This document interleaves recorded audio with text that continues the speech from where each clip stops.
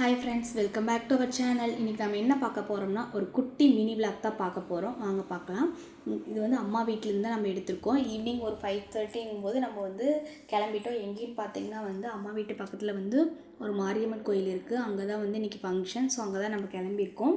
இங்கே வாங்க வீடியோக்குள்ளே போகலாம்.